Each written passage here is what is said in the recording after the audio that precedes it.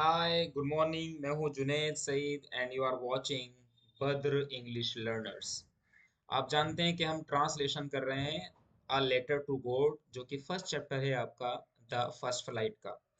हम लोग word to word translation करने की कोशिश करते हैं, एक एक वर्ड का मतलब बताते हैं, उसको पूरी तरह से उसको ऑपरेट करके चलते हैं। तो आइए बगैर किसी देरी के शुरू कर लेते हैं। अगर आप चैनल पर नए हैं तो हमारे चैनल को सब्सक्राइब कर सकते हैं, वीडियो को लाइक कर सकते हैं, शेयर कर सकते हैं, अपने फ्रेंड्स को, अपने रिलेटिव्स को सजेस्ट कर सकते हैं। आइए शुरू करते हैं। सबसे पहले हम लोग रीडिंग करेंगे। With a satisfied expression, he regarded the field of ripe corn with its flowers, draped in a curtain of rain.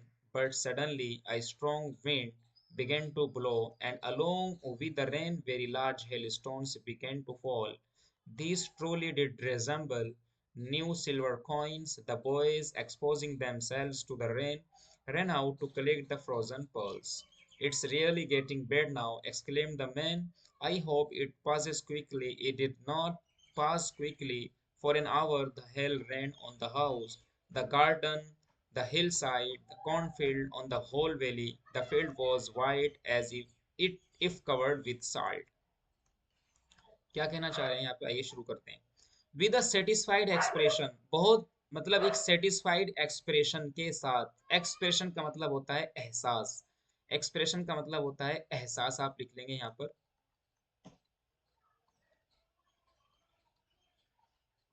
एहसास।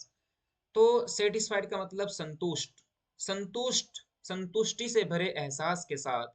ही regarded the field of ripe corn, उसने ख्याल किया। रिगार्ड का मतलब ख्याल करना। उसने ख्याल किया the field of ripe corn, the field of ripe corn, पकी हुई अनाज की, अनाज के खेत का। ही रिगार्डेड, उसने ख्याल किया। The field of ripe corn, ठीक है ना, पके हुए अनाज के, फसल के खेत का ख्याल किया। विद इट्स फ्लावर्स, उसके फूलों के साथ। जो खेत ड्रेप्ड, जो कि ढका हुआ था। ड्रेप का मतलब होता है ढकना। जो कि कवर्ड था, इसका मतलब होता है कवर करना। जो कि ढका हुआ था, है लिखा हुआ ना, देखो ये भी लिखा हुआ है, ये भी आप देख सकते हैं। ड्रेप्ड, जो कि ढका हुआ था। विद क्लॉथ, ठीक है ना, कवर विद क्लॉथ, किसी को कपड़े के साथ ढक देना। लेकिन यहाँ पर वैसा नहीं, यहाँ पर क्या मतलब है, ड्रेप जो कि ढका हुआ था, कवर था, किस चीज के साथ। इन कर्टेन, जो कि ढका हुआ था एक पर्दे में, कर्टेन में। कर्टेन का मतलब होता है पर्दा। कर्टेन मीन्स पर्दा, जो उसको भी कर्टेन बोलते हैं, जो हम अपने डोर्स पे लटकाते हैं जो। तो एक पर्दे में लटका, एक ढका हुआ था, किस चीज का पर्दा, ऑफ रेन, बारिश के। यानी ये बादल हैं, और उससे जो बारिशें गिर रही हैं, जो उतनी मूसलाधार बारिश थी, हैवीली रेन थी, और जिसकी वजह से पूरा का पूरा जो फील्ड था वो सारा का सारा कवर हो गया, ये कहना चाह रहे हैं। ठीक है। उसके बाद बट लेकिन सडनली, अचानक से, आ स्ट्रॉन्ग विंड, एक तेज हवा, ताकतवर हवा, तेज हवा, बिगिन, शुरू हो गई, टू ब्लो, चलना। ब्लो का मतलब होता है हवा का चलना। ब्लो मीन्स हवा चलना।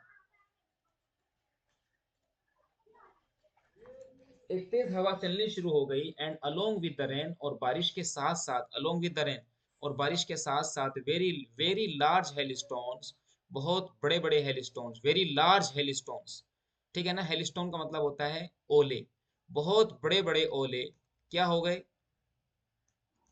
बिगेन, शुरू हो गए, गिरने, टू फॉल, गिरने।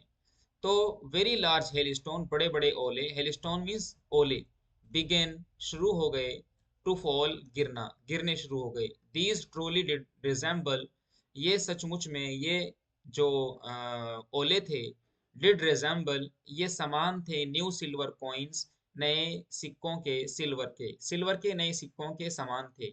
रिजेंबल का मतलब होता है समान होना, एक जैसा होना, किसी की तरह का होना, ये सब मीनिंग आती है रिजेंबल की।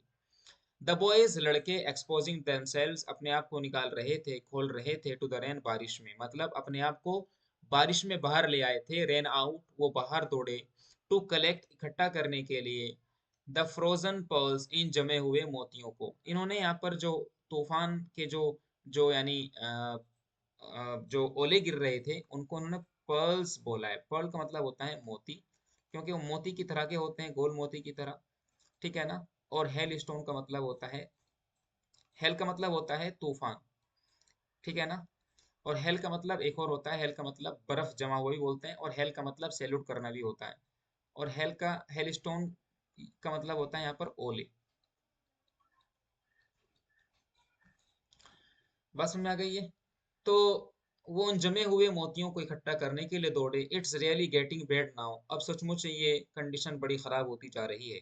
इट्स रियली, अब सचमुच में, रियली गोइंग, जा रही है, ठीक है ना, getting, sorry, getting bad now, अब ये सचमुच में कंडीशन, ये हालत बड़ी खराब होती जा रही है।